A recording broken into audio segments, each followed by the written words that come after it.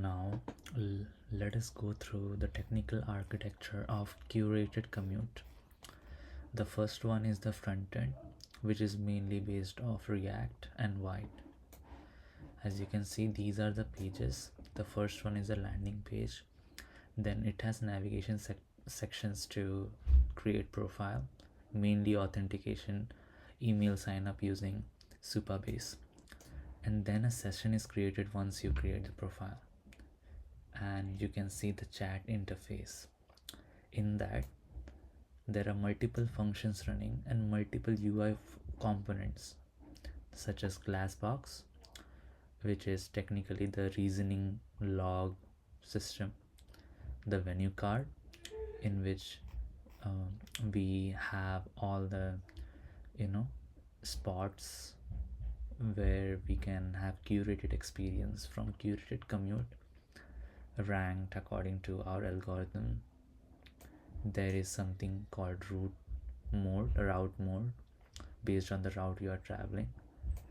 There is safety panel to ensure there is safety.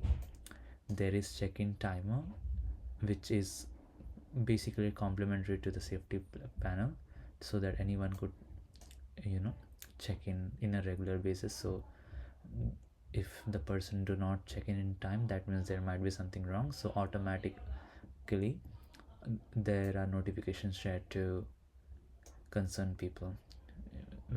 Everything is done by our AI agent, which has different intervals. For security, there are different custom hooks, like using voice recording as well for getting the live location in case you want to get without adding any location manually. We have been using the geolocation using the browser, and we definitely have saved venues whenever you browse or go through any curated experience places.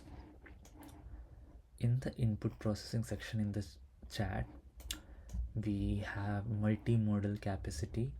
This is mainly inspired by Encore, to very honest, and here we are supporting 3 types of file formats, input formats: plain text, any image upload, and any URL from TikTok, Instagram, or YouTube. Once done, our AI agent is actually able to analyze the media or the user query in their own language, depending upon the language supported at the moment. Using all these input parameters, we get some context. Our commute agent basically get the AI enhanced query. These all context and parameters are validated, and then it works with the context engine, which further gets the exact time at which you are doing, so it gets the context of what time it would be that you are planning to visit and experience different culture experiences around you, or places like cafes, libraries, and so on. It is also able to fetch the weather. And here comes the memory layer as well. This memory layer is mainly powered by databases such as Supabase and so on, and other capabilities of Lovable, and these are used to save the user's preferences. Using all these coordinates, that means all these parameters, we are able to get an assembled query using all the informations. These info are fed to our external APIs. Mainly the querying feature of our software AI agent is with Tavily. As you can see, it also works combined with the weather and temperature APIs and other maps, so that we can curate a commute which is safer and very, very customizable to the user. The user can obviously choose to navigate using Google Maps to the destination, and hence we get the result and the answer along with the stack of various locations where people can actually go, travel, and enjoy experiences. All the cloud capabilities, mainly the PostgreSQL, and RLS are powered by Lovable. Lovable is helping me to store all the search histories, saved venues, and then trigger whenever needed, like the profiles and venue interactions. So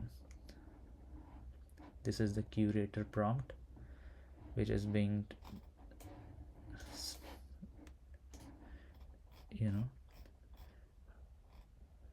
processed by Lovable. AI reasoning, which generates a reasoning context. Here we are using the Gemini API. The third place index is basically the algorithm that we have built in order to rank different venues based on the sources and various other parameters. As you can see, we have been able to take all the coordinates, all the parameters that have been ingested by the user and other factors simultaneously based on the timing and other factors to get a perfect assembled query in order to search and get the best result possible based on user needs. Thank you.